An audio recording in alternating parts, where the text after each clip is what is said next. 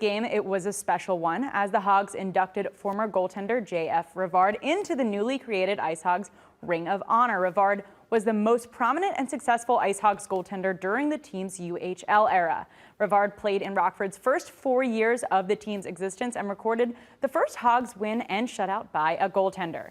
He won MVP twice and still holds the club's all-time franchise record in games played, minutes, saves, and shootout wins. He is the second most winningest goaltender in franchise history, along with still currently holding the franchise record for the most saves in a game.